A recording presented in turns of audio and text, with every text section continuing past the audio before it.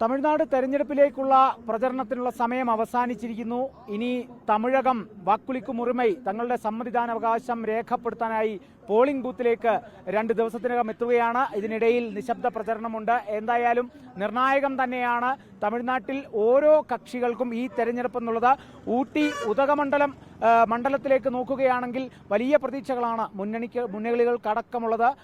DMK പിന്തുണയുള്ള Congress സ്ഥാനാർത്ഥിയായ B Ramachandran, അതോടൊപ്പം കോൺഗ്രസ് അണികൾക്കും പ്രവർത്തകർക്കുമൊക്കെ വലിയ രീതിയിലുള്ള പ്രതീക്ഷ, അതായത് ഒരു തുടർ വിജയം തന്നെ കോൺഗ്രസിന് ഉദകമണ്ഡലത്തിൽ ഉണ്ടാകുമെന്നുള്ള പ്രതീക്ഷയാണ് ആ പക്ഷത്തിനുള്ളത്. എന്നാൽ ഇപ്പുറത്തേക്ക് വരികയാണെങ്കിൽ അണ്ണാ DMKയുടെ പിന്തുണയുള്ള BJP സ്ഥാനാർത്ഥി M ഭോജരാജൻ കഴിഞ്ഞ തവണ 2ാം സ്ഥാനത്തായിരുന്നു.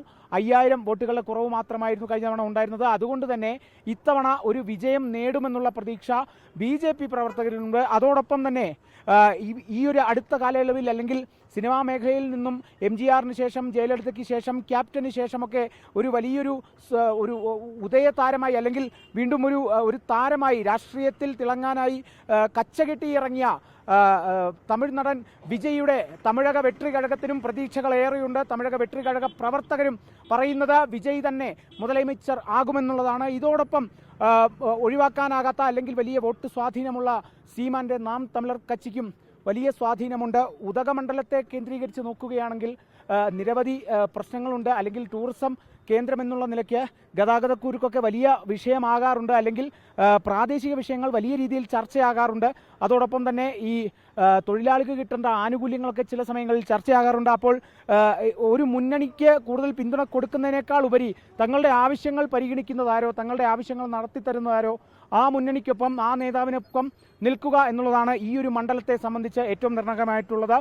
എസ്റ്റേറ്റുകൾ ഒരുപാടുള്ള ഭൂമി, ഒരുപാട് കൃഷി അത്രയും നടക്കുന്ന ഭൂമി, എസ്റ്റേറ്റ് തൊഴിലാളികൾ നിരവധിയുള്ള ഭൂമി, അതോടൊപ്പം തന്നെ പട്ടികജാതി പട്ടികവർഗ വിഭാഗങ്ങൾ ഒരുപാട് അധിവസിക്കുന്ന സ്ഥലം എന്നുള്ള നിലയ്ക്ക്, ടൂറിസം കേന്ദ്രം എന്നുള്ള നിലയ്ക്ക് വലിയ പ്രതീക്ഷകൾ ഇവിടുത്തെ ജനങ്ങൾക്കുമുണ്ട്.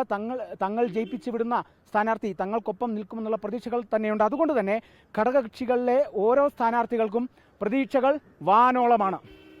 കാളിദാസൻ ദേവദത്തം, 24 ഊട്ടി.